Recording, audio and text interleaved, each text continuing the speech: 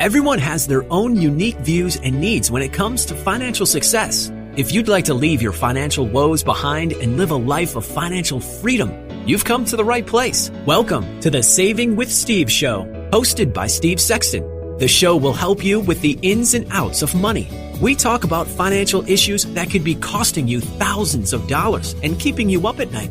We talk about money, tax reduction, saving more, spending less, 401ks, risk management, retirement, and everything under the sun that relates to you having a healthier, happy relationship with money. Now, here is your host of Saving with Steve, Steve Sexton, on UK Health Radio. Hello, welcome to the Saving with Steve show, where we talk about the ins and outs of money. Pretty much everything under the sun relates to you having a happier, healthier relationship with money. My name is Steve Sexton. I want to thank you for joining us today. We've exceeded the 600,000 mark with listeners here in the United States, from Florida to California. This is just wonderful. And we want to just thank you for sharing us with your friends and family. You know what? We also have over 80,000 listeners overseas between 54 countries. So we're very, very excited for that. Again, thank you for just sharing us with everybody. Now, last episode was one heck of an episode. We had Krista Lockwood.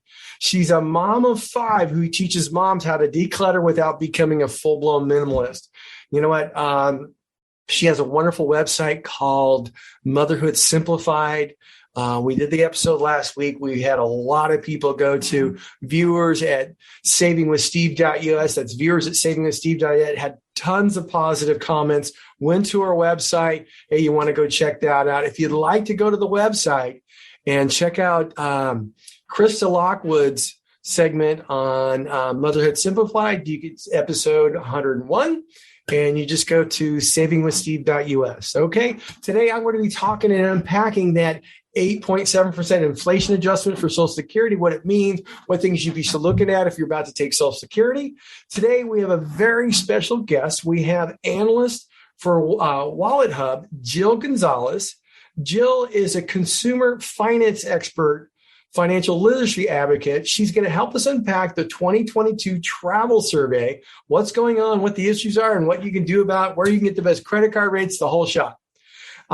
Jill has appeared, she's appeared on NBC Nightly News, Fox Business News, Wall Street Live, C-SPAN, Wall Street Journal. Her take on consumer finance has been featured in publications like the New York Times, Washington Post, Fortune, and Kiplinger's. You've been around there, Jill. Yeah. Been around a little bit. Yeah, those are wonderful shows to be on. So congratulations for that. Now, we're going to have some busy travel dates fast approaching. We've got Thanksgiving, Christmas. We got the whole travel season next year. The Wallet Hub announced the results for the 2022 Winter Travel Survey. And I just, love for you to share that with us. What's going on? What are people thinking? What can people do about it? Absolutely. Yes. Winter travel coming around as it does every year, coming around with the holidays. But it's going to look a little bit different this year. A lot of people, 40% of people say that the Federal Reserve's rate hikes will affect their travel plans this year. 70% of people are worried about inflation when it comes to travel.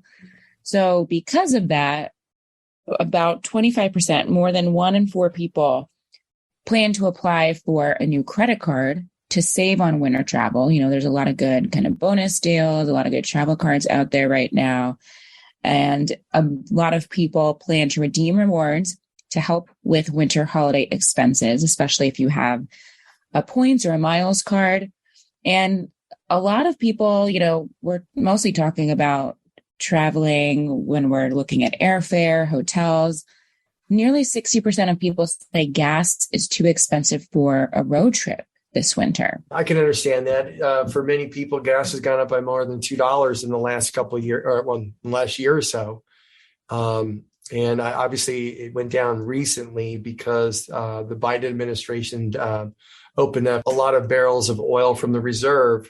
Question is how long that's going to last. When it comes to people's travel plans, and if they're still looking to travel, where's the best places to go about getting deals on travel? Are we seeing airlines dropping rates, trains, so on? Well, airlines are dropping rates slightly. It's not necessarily a great deal, right? I mean, they had upped prices so much over the past few months that they're still higher than they were, but they have dropped just, within the last couple of months from what they were. So right now is a little bit of a dip in air travel. So if that's something that you're interested, I would look now. The closer that we get to the holidays, I think the more expensive it is going to be. You could find some good hotel deals, but again, we're getting into peak season. If you could be traveling off peak season, so right after the holidays, those would be, good deals to really get behind. Trains, a little bit more expensive. The trains right now understand that people are turning to them maybe instead of driving because gas is so expensive, or instead of airfare.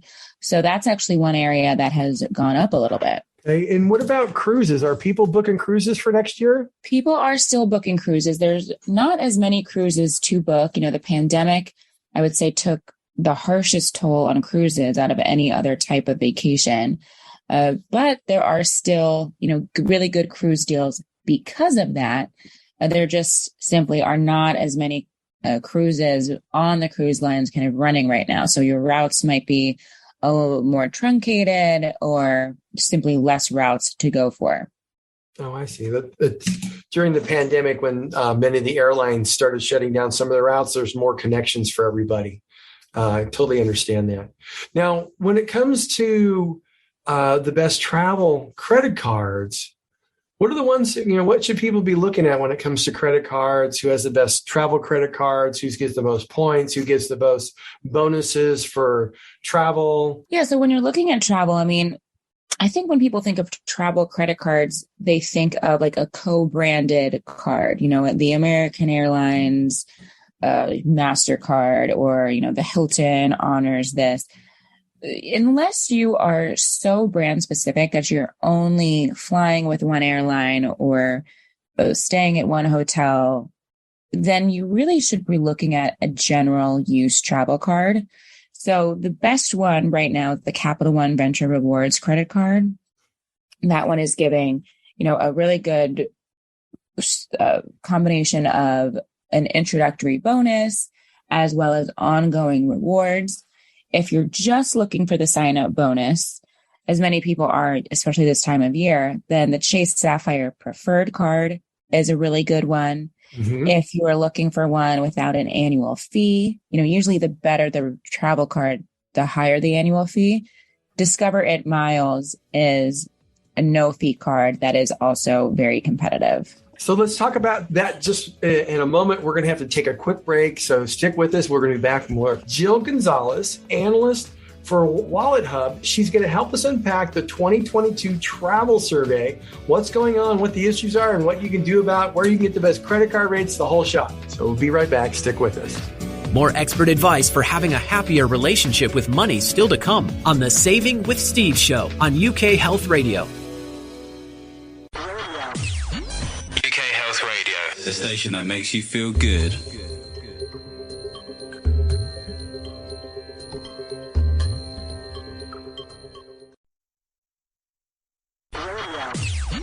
UK Health Radio. The station that makes you feel good.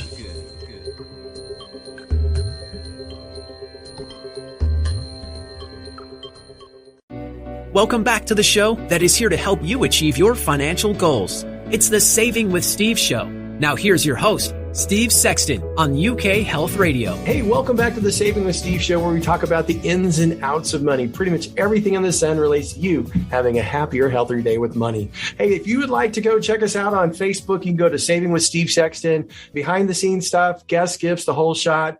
By the way, check out a few of our affiliates at UK Health Radio, AM/FM 247, and BBS Radio. They're all here to help you uplift your spirits and live a life of financial personal freedom.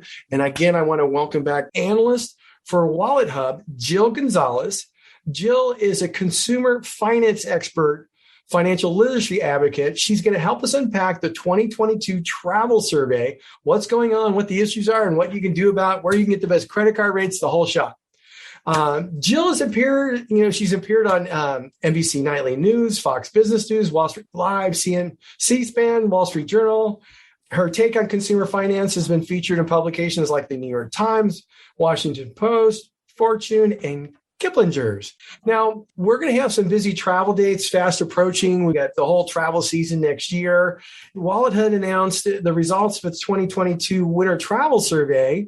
One of the things I do want to ask you, what should people be looking at when it comes to credit cards? Who has the best travel credit cards? Who gets the most points? Who gets the most bonuses for travel? Yeah, so it is smart to pay with a credit card whenever possible, because not only do the best cards for travel provide value through, those rewards bonuses or points or miles for every dollar you spend, but they give you $0 liability guarantee for fraud. So that's better than, paying with a debit card, and complimentary rental car insurance coverage. So if you are going somewhere and renting a car, that's something that, you don't have to worry about or pay extra for. So that's a good idea to use for one of the majority of your travel expenses. We talked about avoiding peak season prices, look at taking a midweek flight, going to a small town, renting a house instead of booking rooms in an expensive hotel if you're with a big group. So all of those things, there's free resources once you get there, like public transportation, depending on where you're going, natural beauty, instead of, paying for more activities. So those things I would say are definitely something to keep in mind. And then if you are traveling abroad, using a credit card for currency conversion will usually save you about 7% on what banks and credit unions charge to convert your money. And remember that you don't want to pay foreign fees. So get a credit card with no foreign transaction fee. That'll save you up to another 4%. Yeah, I actually, every time I've done foreign travel, I've always used the credit card. It just saves me a ton. I just keep looking at those exchange rates. It's just nuts. And the fees that they charge to do that, it's something else. What other tips do you have? As far as, if you are getting or shopping for a new travel card, you want to choose your credit card wisely. We talked about some of them, but if you're interested in a new one, mainly for a quick reward score, then focus on the best initial bonuses. If you want to keep the same card for a long time, then you can place more emphasis on those ongoing rewards.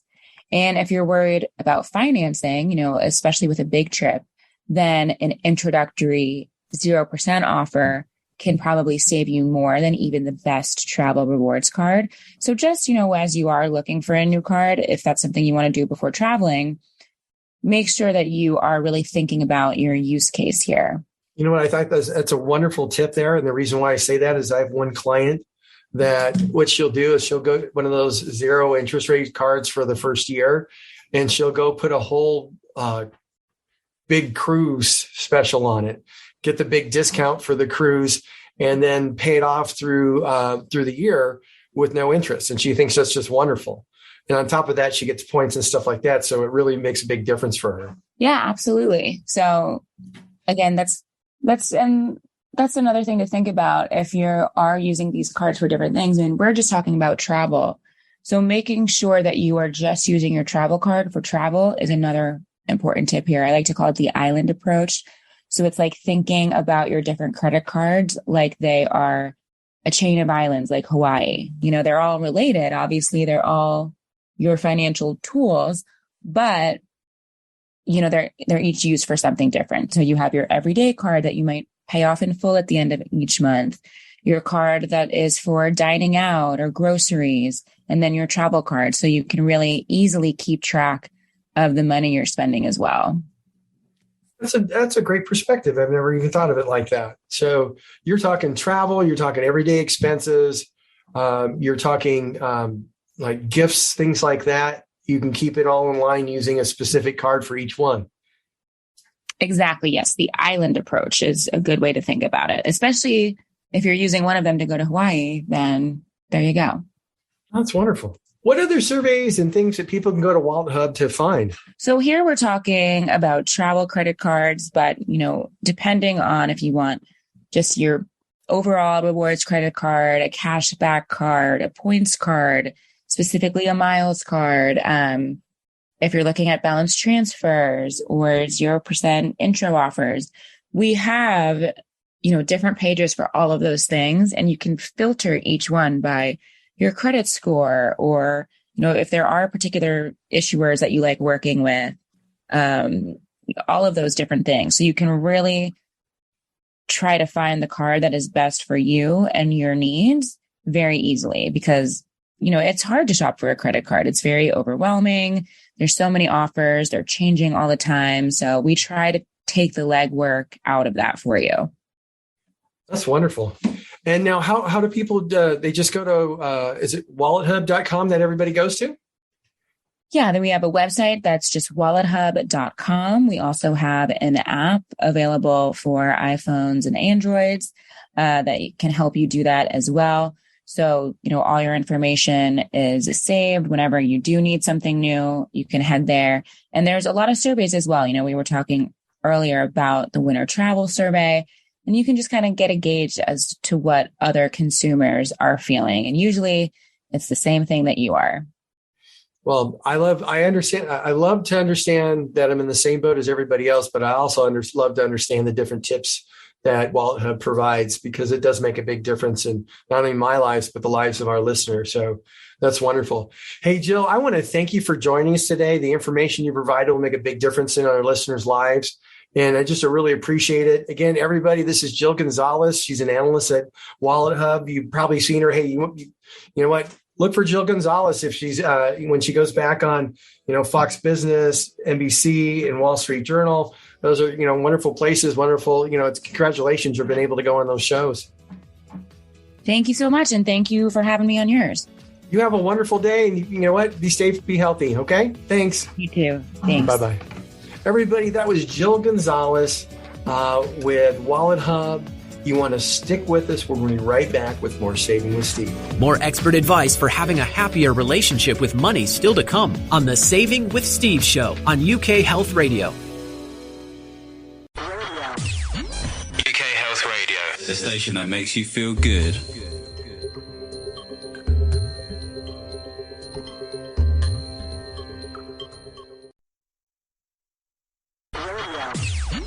UK Health Radio, the station that makes you feel good.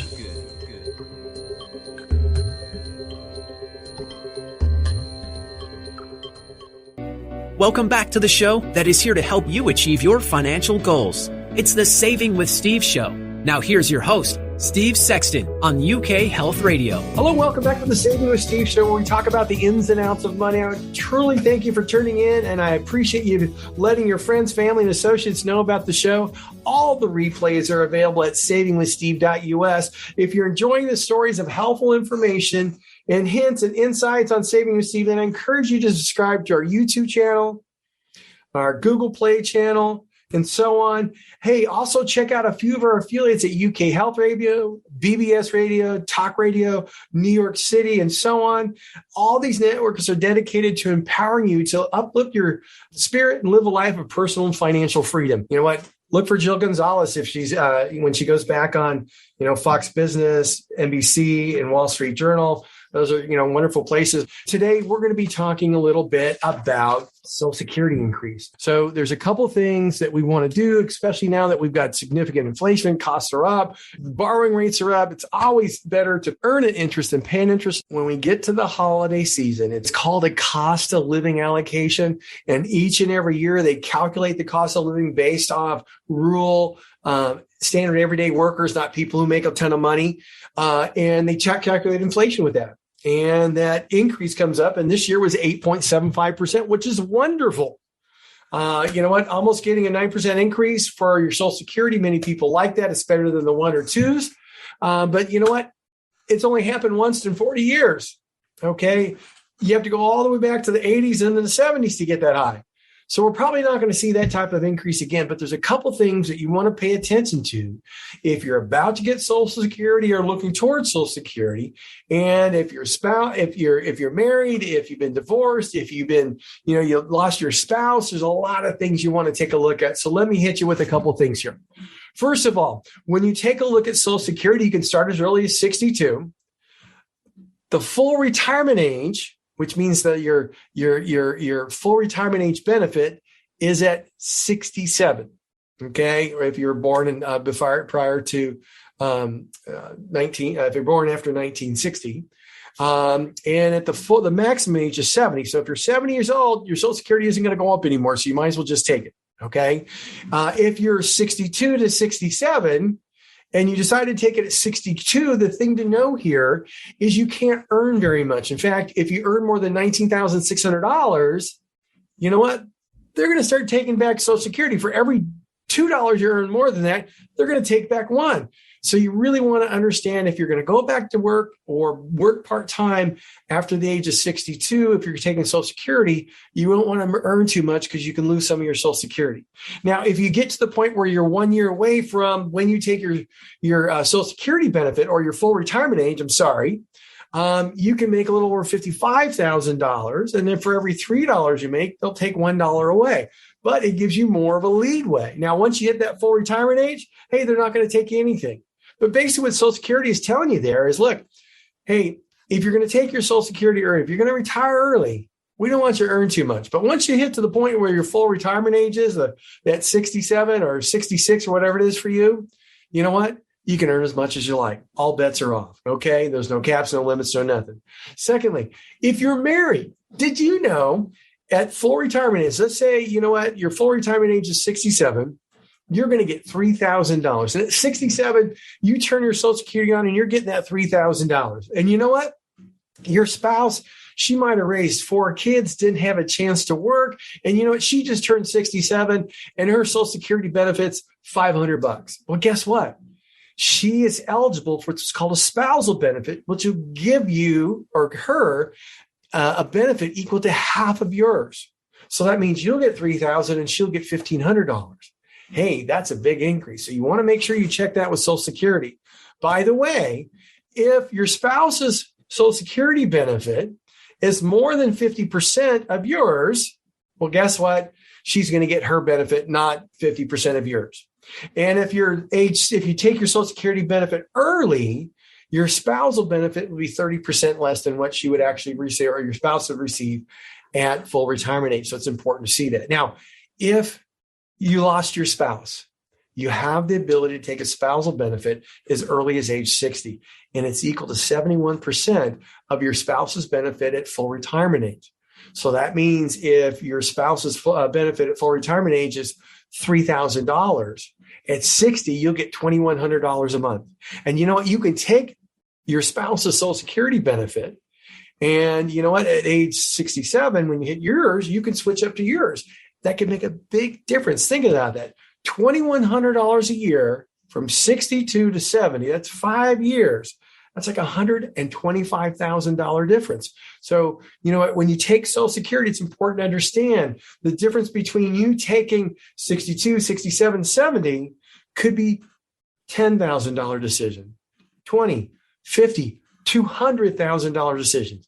We've had situations where people have made decisions that positively affect their income and assets by over $200,000 over their lifetime. So it's a big decision and it's a guaranteed income.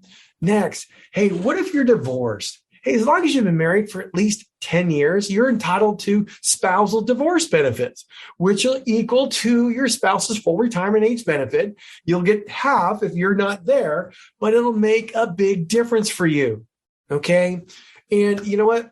If you have kids if you have kids with disabilities and things like that, you're entitled to special benefits for them as well. So you really want to look into your Social Security benefits, especially if you're, 3 to 5 years away from retiring or getting close to that 62 age or 65 or 66, because you really want to see what's in the best interest of you. You want to find some financial professional help, somebody that will analyze your retirement in the context of your Social Security to show you, hey, this would be the best time for you to take Social Security because one, it's going to make sure your assets as long as you do, give you more assets, or two, create the highest possible guaranteed income for you.